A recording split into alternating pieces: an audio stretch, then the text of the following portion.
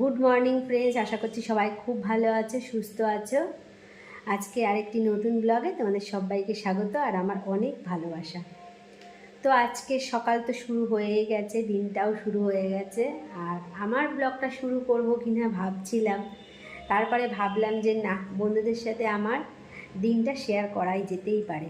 দিন তো চলেই যাচ্ছে, সে মা অসুস্থ হয়ে শুয়ে আছে, তবুও খাচ্ছি যাচ্ছি। দিন কারোর জন্য থেমে থাকবে না, সূর্য সকাল থেকে উঠবে। তো মা অসুস্থ হয়ে শুয়ে আছে, তো মন খারাপ করে করছি, অবশ্য মনেরটা মনেই জানে।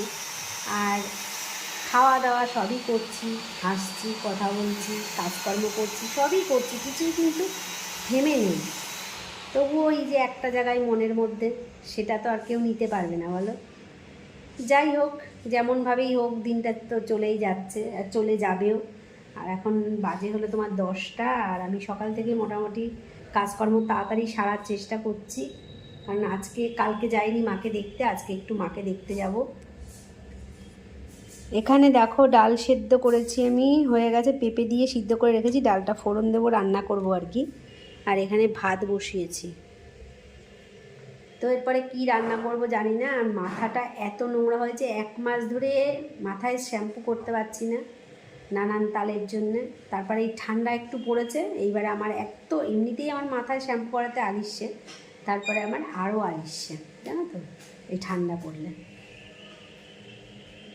তো যাই হোক, মাথায় শ্যাম্পুটা করবো, যাই হোক, অনেক যে কষ্ট করে ভেবেছিলাম, কিন্তু কি বলো তো, ওই যে শ্যাম্পুটা আনতে বলেছি, এখন শ্যাম্পুটা নিয়ে আসিনি, তবুও শ্যাম্পুটা এনে দিতে পারবে, ওখানে কাছে ধারেই দোকান আছে। আর একটা সমস্যা হয়ে গেছে, কালকে রাত্রে জল ছাড়িনি মোটরে, আর এত কলের জলে আয়রন, তো সেই কলের জলের আয়রনের জন্যে এখন জল তুলে শ্যাম্পু করলে সেই মাথা কোনোদিনই পরিষ্কার হবে না। তো তার জন্য আজকেও আর করবো না, আজকে রবিবার, তাও করা হলো না। থাক এরকম অবস্থায়, দেখি কি হয়। কালকে তো সোমবার হবে না, মঙ্গলবার দিনকে করতেই হবে এই কাজটা আমাকে। আজকে করেছি দেখো আলু মাখা করেছি, এই যে শুকনো লঙ্কা আর পেঁয়াজ ভাজা দিয়ে, শুকনো লঙ্কা ভাজা দিয়ে আলু মেখেছি, আর ডাল ধনেপাতা দিয়ে বউ এখন খাচ্ছে।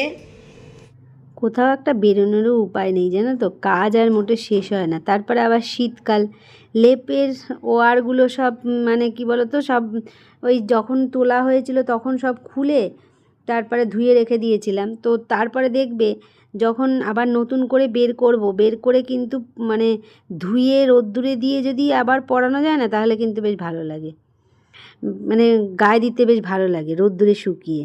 শীতকালে মানে ধোয়া কাচাটা বেশি হলেও যে শীতকালে যে রোদ্দুর থাকে, রোদ্দুরের জন্য বেশ ভালো লাগে। আর গরম গরম শীতকালে জামা কাপড় ধুয়ে কেচে পরতে কিন্তু বিশাল ভালো লাগে। তো যাই হোক, কাজকর্ম সারছি, এত তাড়াতাড়ি করে কাজকর্ম সেরে নিচ্ছি। আর শীত আসার আগে তো এগুলো সব রেডি করে রাখতেই হবে। তো এদিকেও করতে হবে, ওদিকেও করতে হবে, সব দিকেই করতে হবে, সব দিকে না দেখলে তো আর হবে না। মার শরীর খারাপ, তো ওদিকে যেতেই পাচ্ছি না। সকাল থেকে কত তাড়াতাড়ি করছি, তবুও যেন এগিয়েই উঠছে না মোটে। ভাবছি যে কখন যাব, কখন গিয়ে পৌঁছাবো।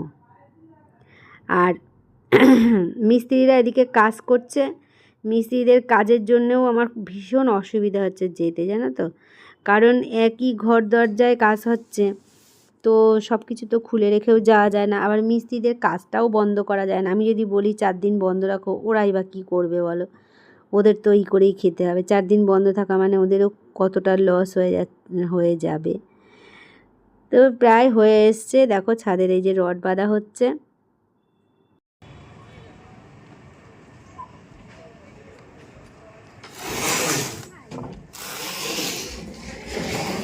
পেঁপে গাছে পেঁপে কি হবে বলে মনে হয়? আবার সার ঠার দিয়ে মাটি দিয়ে সুন্দর করে পেঁপে গাছে পেঁপে হবে বলে মনে হয়? তোমরা একটু কমেন্ট করে জানিও কিন্তু। হতে পারে। আর যদি ফার্স্ট একটা পেঁপে হয়, ঠাকুর।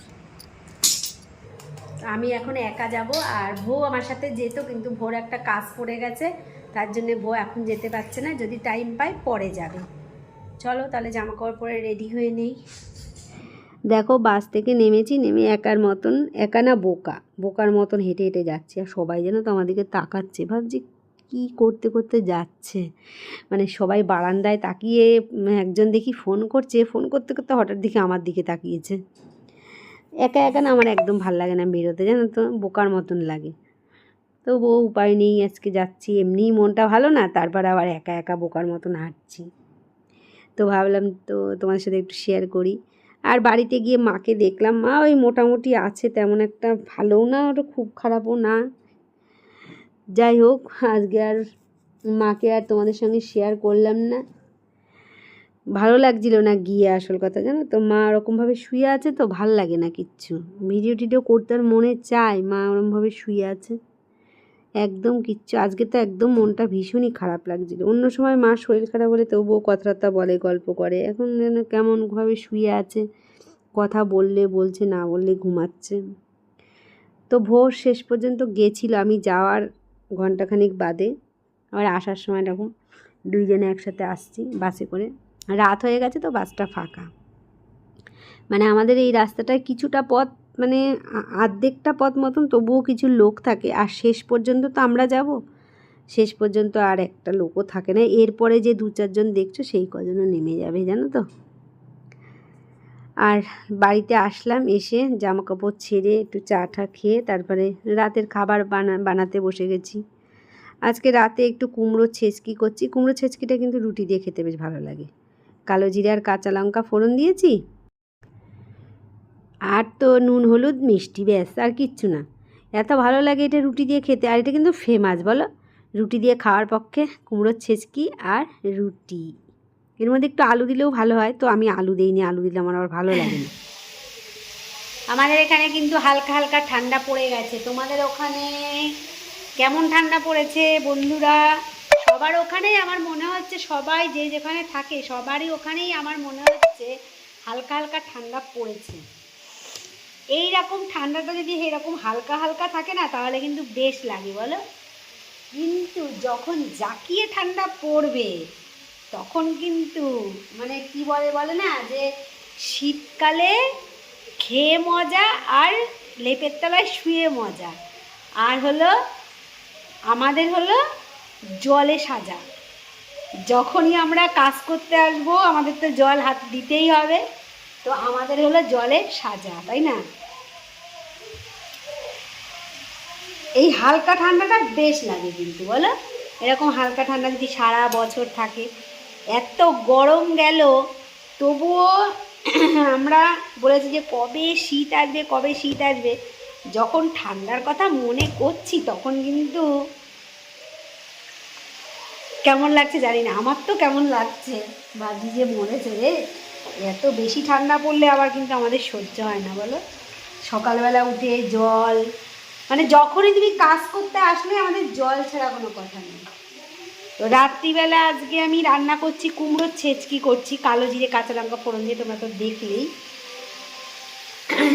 আর এখনো আটা মাখিনি, এখন আটা মাখবো, রুটি করব।